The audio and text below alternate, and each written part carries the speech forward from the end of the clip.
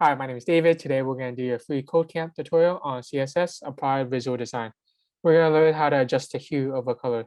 So here's another way we can change the color in CSS, and by using this property HSL.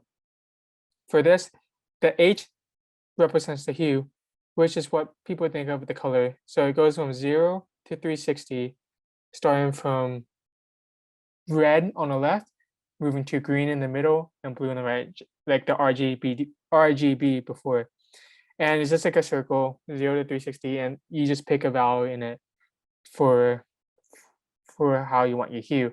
The S represents saturation, and saturation is the amount of gray in a color. So it goes from 0 to 100% in this. So 100% being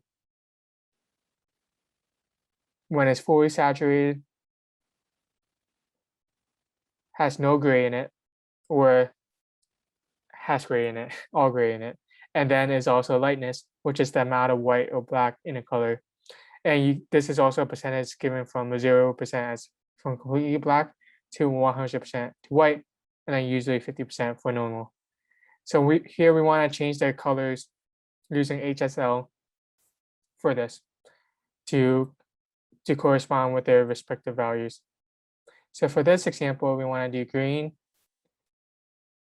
As we can see here, green. And this is just another way we can do colors in CSS. We can see it's here, H.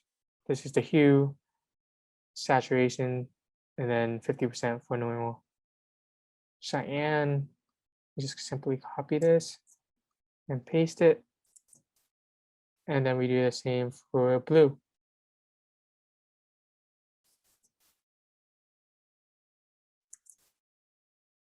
And that's it. Thank you.